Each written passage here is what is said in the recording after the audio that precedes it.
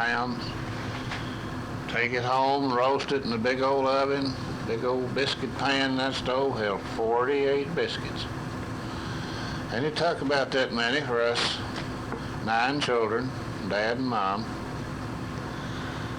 But things was mighty rough back then. You got to work maybe 50 cents, 75 cents a day at the most.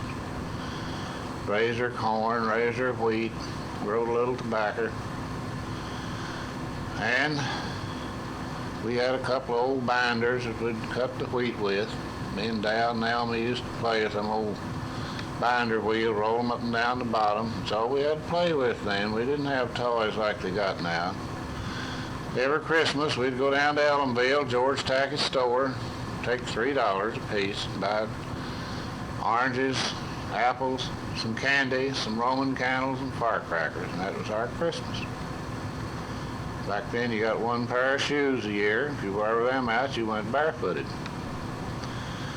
But we'd have a pulling off day, we called it. About the first day of May, we'd pull off our shoes and take our long drawers off and walk up and take that sulfur and molasses. Boy, that really was good, I'm telling you.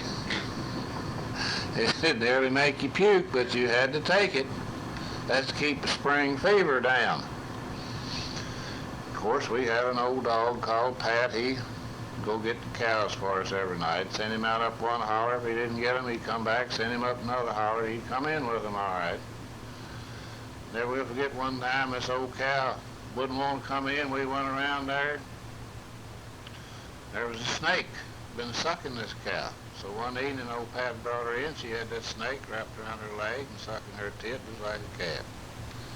So there's what they call a cow-sucking snake, cow sucker. And you had to take a hoe, knock him off, and chop him in two, and that was it.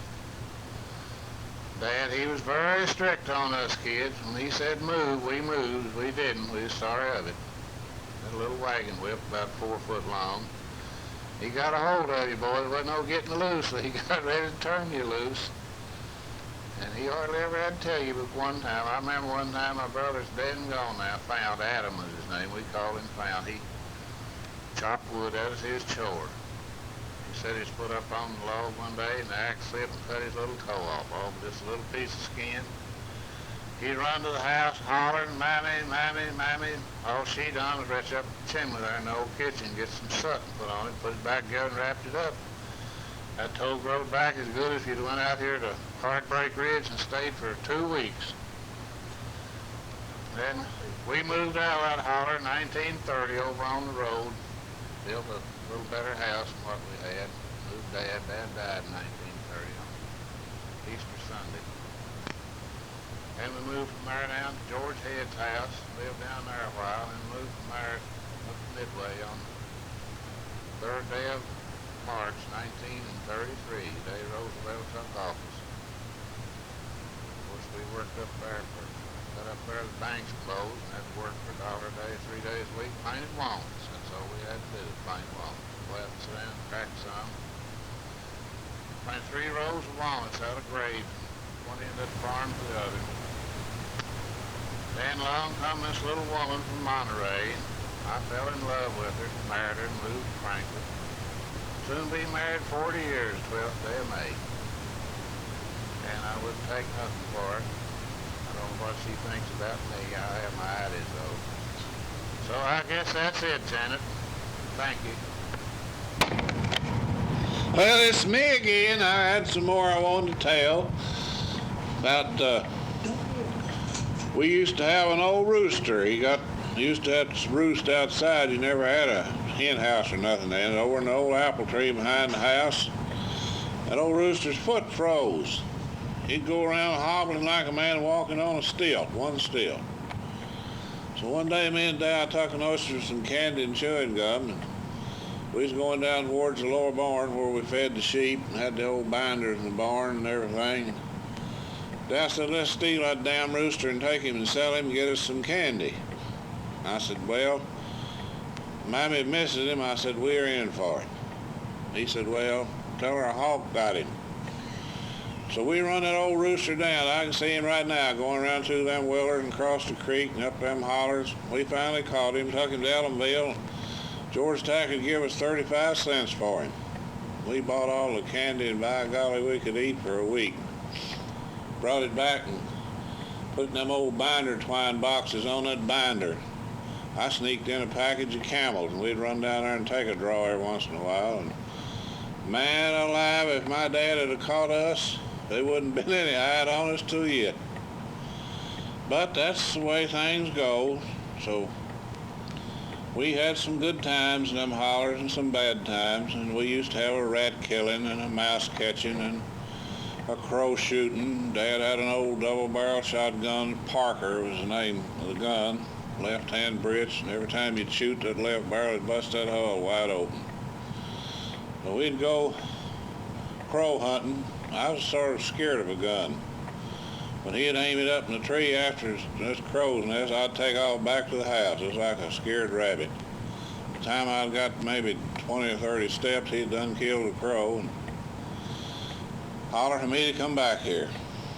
And we had that old dog, old Pat we called him. And there was a better one on the face of the earth. He'd catch 3 weasels, 2 out of 3 weasels every time he treed one under a rock. And he finally died in 1933 up on Sims Farm. I guess cancer ate him up. And he was some dog, I'm telling you. Then we all went to school at Ellenville, down at about half a mile or 3/4, across the branch, through the woods, across the water gap.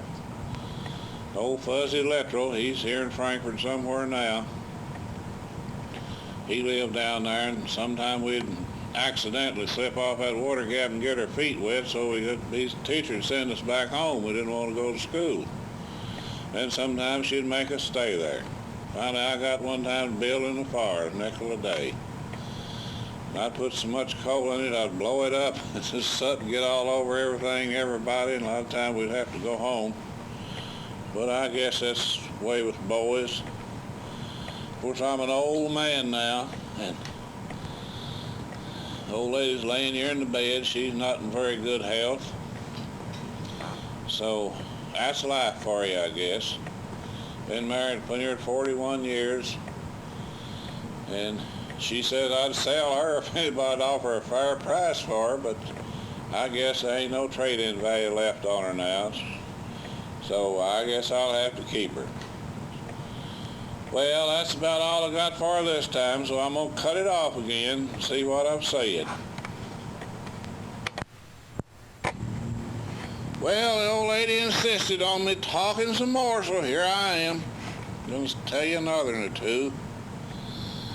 I don't hardly know where to start. Talk about my love life, I reckon. I met this little woman, I think it was in January 1937. We courted a little bit up until the 12th day of May 1937. She decided we'd get married. She begged me into it. I wouldn't have probably, if she hadn't have begged me into it. Twisted my arm a little. Haven't been sorry of it though. We've had our ups and downs, and with her in-laws and her outlaws. Been blessed with 4 kids, which we unfortunately lost 3 of them. Got 1 left, and she's got 5. Terry, Janet, Beth, Pam, and Pat. Got a mighty good husband. He works hard trying to have something. It's pretty hard to try to have anything now, the way prices are. So we've been living in Frankfort now going on 41 years. And my daughter, she lives under us. We live up over her, so I'm a notch higher on the hog than she is. And the old lady's laying here in the bed making fun of me. She said I act like Byron Crawford on the road. Oh, no, I didn't mean it. So we've had a very good life. I ain't got nothing to complain about. Only I haven't been too well all my life. I've done the best I could, I guess. She has too, better than she could. And my daughter, she's hard working. And she gets up and gets off 3 kids to school, herself and her husband. I'd call that a pretty good girl. So She's working sometimes 10 hours a day, and he works for the state. She does too. And they come in, and he goes up and works on the house they bought. They're remodeling it.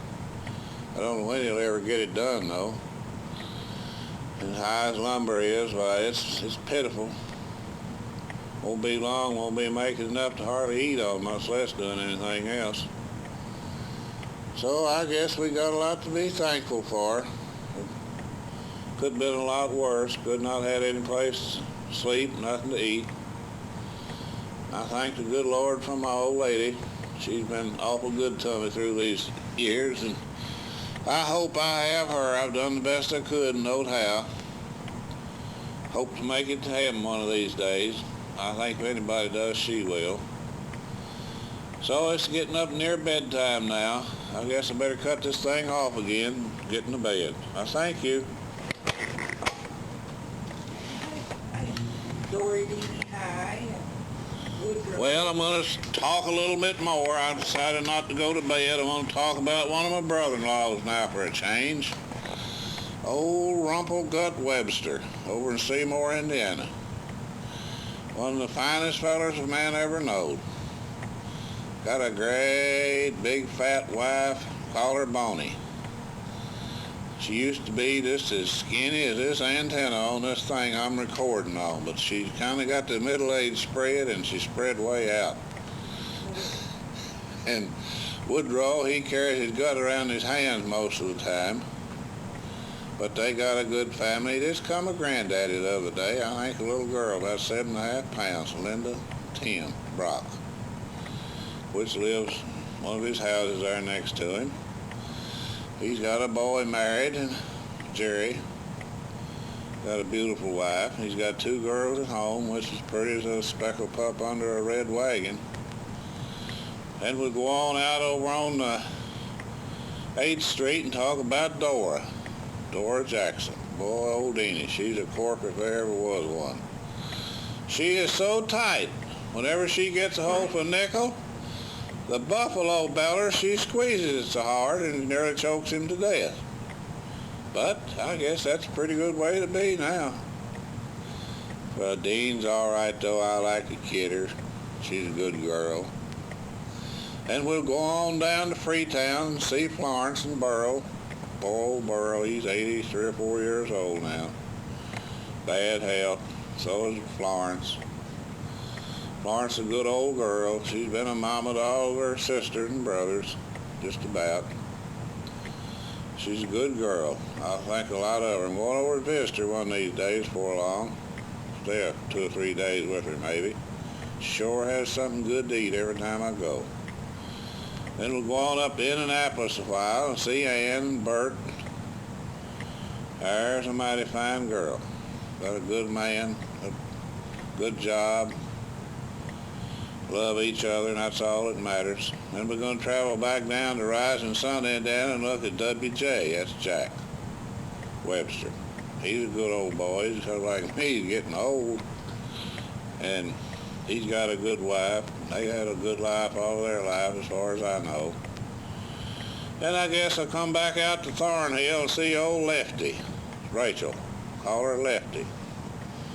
She's getting so old she can't hardly get around. Big and fat, too. And she's got a good husband, James, old Jim Kincaid. They got a big old boy lays around there. I call him Brutus. He's a good boy, too. He works hard. Good-natured, and he's got a Charles, they're one of their boys, and Thomas Lee, and they're all a good bunch of people. I enjoy being around them. They're all good cooks, and they all feed good. That's the reason I like to visit them. So, I guess this there tape's about run out on this cotton picking thing, so I'm going to cut it off and say adios, everybody, and good night.